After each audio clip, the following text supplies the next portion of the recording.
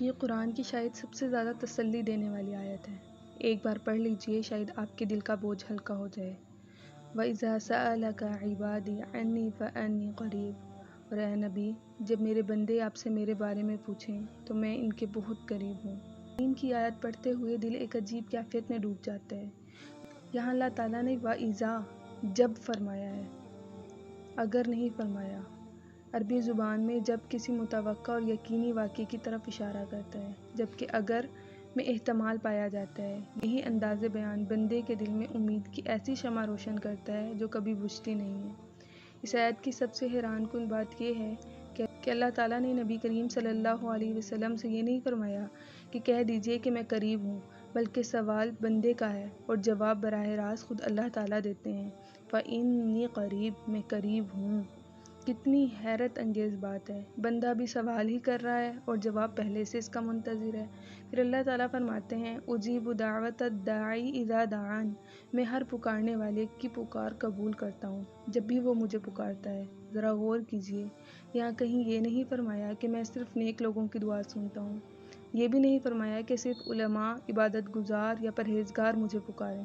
صرف ایک لفظ استعمال کیا، الداع، پکارنے والا، یعنی جو بھی دل سے اپنے رب کو پکارے، وہ گناہوں میں ڈوبا ہوا ہو یا ٹوٹا ہوا، تھکا ہوا ہو یا بے بس، مایوس ہو یا پریشان، اگر وہ اخلاص سے اپنے رب کو آواز دیتا ہے تو اللہ فرماتے ہیں میں سنتا ہوں۔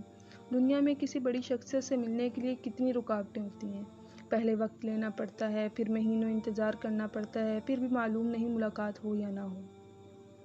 ایک انسان کے پاس ہزاروں مصروفیات ہوتی ہیں، وہ ہر ایک کو ایک ساتھ وقت نہیں دے سکتا، لیکن ذرا اپنے رب کی شان دیکھیے، وہ پورے کائنات کا مالک ہے، زمین و آسمان کا بادشاہ ہے، ہر چیز اس کے قبضے قدرت میں ہے، پھر بھی وہ نہیں فرماتا کہ پہلے اجازت لو، وقت لو، کسی خاص گھڑی میں آؤ۔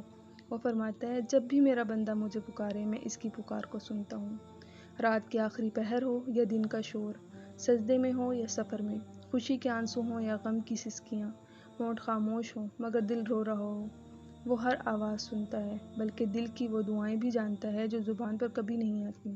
سوچئے، اس لمحے دنیا میں اربوں انسان موجود ہیں، ہر ایک کی اپنی اپنی ضرورت، اپنی پریشانی، اپنی دعا ہے، لیکن اللہ تعالیٰ کے لیے آپ بھی اتنے ہی اہم ہیں جتنا کوئی اور۔ آپ کی آہ بھی اس تک پہنچتی ہے، آپ کے آنسو بھی اس کے علم میں ہیں، آپ کی خاموشی بھی وہ سن لیتا ہے۔ پھر اللہ تعالیٰ فرماتے ہیں انہیں بھی چاہیے کہ وہ میری بات مانیں اور مجھ پر ایمان رکھیں۔ اللہ تعالیٰ نے یہ نہیں فرمایا کہ پہلے تم کامل بن جاؤ پھر میں تمہیں سنوں گا، نہیں، پہلے وہ اپنی محبت کا اعلان کرتا ہے، پہلے اپنی قربت کا یقین دلاتا ہے، پہلے بندے کی دعا سنتا ہے، پھر نہایت محبت سے فرماتا ہے اب تم بھی میری طرف بڑھو، میرا دامن تھام لو، میرے راستے پر چلنے کی کوشش کرو۔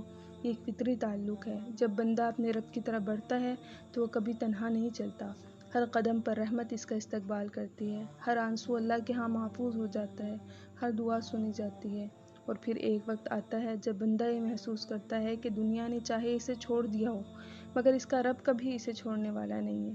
اگر آج آپ کا دل ٹوٹا ہوا ہے، اگر آج آپ کو لگتا ہے کہ کوئی آپ کو نہیں سمجھتا، اگر آپ کی دعائیں ابھی تک پوری نہیں ہوئیں، تو صرف ایک بار اس آیت کو دل سے پڑھ لیجئے، میں تمہارے بہت قریب ہوں۔